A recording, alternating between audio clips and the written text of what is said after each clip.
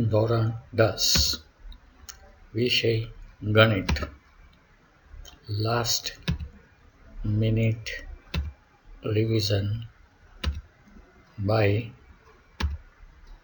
વ્યાસ sir. LMR શ્રેણીમાં આગળનું પ્રકરણ સમાંતર શ્રેણી.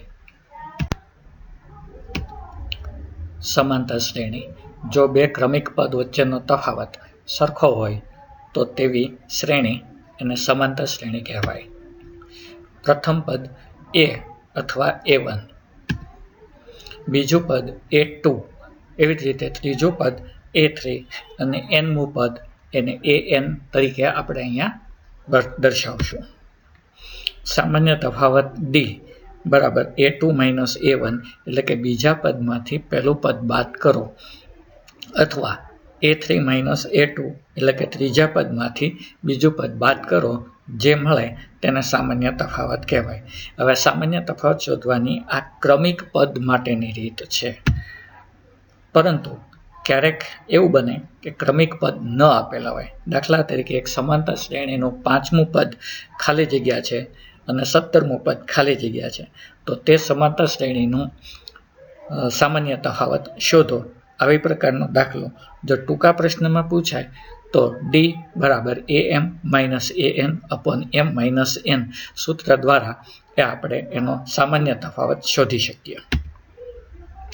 nમું પદ શોધવા માટેનું સૂત્ર an બરાબર l બરાબર a plus n minus 1 into d. કોઈ પણ દાખલો સમાંતર શ્રેણીનો હોય અને એમાં જો પદ નામનો શબ્દ આપેલો હોય તો આ સૂત્રોના ઉપયોગથી આપણે દાખલો ગણી શકીએ છીએ. સમાંતર શ્રેણીના n પદોનો સરવાળો, એટલે રકમની અંદર સરવાળો શબ્દ આવે તો આ સૂત્રનો આપણે ઉપયોગ કરશું. Sn બરાબર n/2 into bracket 2a plus n minus 1 to d, અથવા Sn બરાબર n/2 કૌંસમાં a પ્લસ l, એટલે કે પ્રથમ પદ ખાલી જગ્યા છે અને 25મું પદ ખાલી જગ્યા છે અને તેમનો સરવાળો આટલો છે. આવા પ્રકારના કોઈ દાખલા હોય તો આપણે Sn બરાબર a પ્લસ l વાળું સૂત્ર વાપરશું. જો કે કોઈ પણ સૂત્ર વાપરી અને દાખલો ગણી શકાય છે. an બરાબર Sn માઇનસ Sn માઇનસ 1, એટલે કે સમાંતર શ્રેણીના બે પદ આપ્યા હોય અથવા પદનું સૂત્ર આપ્યું હોય, તેની મદદથી આપણે સમાંતર શ્રેણીના પદ શોધવા હોય તો આ સૂત્રનો ઉપયોગ થઈ શકે છે. સમાંતર શ્રેણીના કોઈ દાખલામાં જો એકી સંખ્યામાં પદ શોધવાના હોય તો આપણે એકી પદ આવી રીતે ધારી શકશું. ધારો કે 3 પદ શોધવાના છે તો એ 3 પદ a minus d, a plus d એ પ્રમાણે ધારવા, જેમાં સામાન્ય તફાવત d રહેશે. સમાંતર શ્રેણીના કોઈ પણ દાખલામાં જો બેકી સંખ્યામાં પદ શોધવાના હોય, એટલે કે 4 પદ શોધવાનો દાખલો હોય, તો એમાં આપણે a minus 3d, a minus d, a plus d અને a પ્લસ 3d એવી રીતના પદ ધારશું અને એનો સામાન્ય તફાવત 2d રહેશે. એક સૂત્ર તરીકે આપણે સ્વીકારશું 1 પ્લસ 2 પ્લસ 3 પ્લસ એવી રીતે n પદોનો સરવાળો બરાબર n into n plus 1 upon 2. એકી સંખ્યાઓનો સરવાળો એટલે 1, 3, 5, 7 એ રીતે 2n માઇનસ 1 પદોનો સરવાળો બરાબર n સ્ક્વેર. બેકી સંખ્યાઓનો સરવાળો 2 plus 4 plus 6 plus 2n is equal to n into n plus 1. આ ટૂંકા પ્રશ્નો માટે વાપરી શકાય તેવા સૂત્રો છે.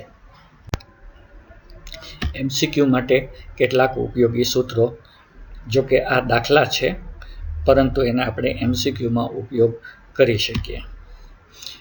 આવી રીતે આપેલું હોય તો a બરાબર d બરાબર 1 અપોન pq ડાયરેક્ટ આપણે લખી શકીએ. દાખલા તરીકે અને a pq બરાબર 1 એવી રીતે આપણે લખી શકીએ. અને s pq એટલે કે pq પદનો સરવાળો બરાબર pq પ્લસ 1 અપોન 2. જો am બરાબર n, an બરાબર m, એટલે કે mમું પદ n હોય અને nમું પદ m હોય, દાખલા તરીકે 5મું પદ 7 છે અને 7મું પદ 5 છે, તો એનું પ્રથમ પદ જે છે એ m + n - 1 થાય, d એટલે કે સામાન્ય તફાવત -1 થાય અને m + nમું પદ એ 0 હોય. ફરીથી યાદ દેવરાવી દઈએ કે આ એમ ખરેખર તો ગણવાનો દાખલો છે, પરંતુ MCQમાં ડાયરેક્ટ સૂત્ર તરીકે આપણે એનો ઉપયોગ કરી શકીએ.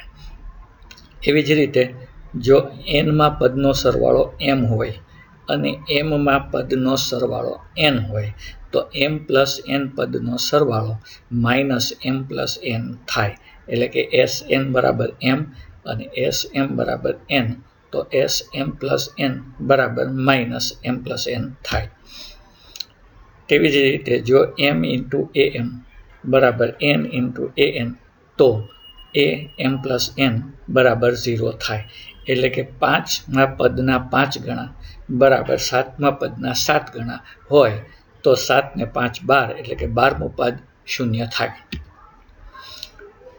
જો mમાં પદનો સરવાળો અને n પદનો સરવાળો સરખો હોય, એટલે કે કોઈ એક શ્રેણીના 5 પદનો સરવાળો અને 7 પદનો સરવાળો સરખો છે, તો Sm + n = 0 થાય, એટલે કે 7 ને 5 = 12 પદનો સરવાળો 0 થાય.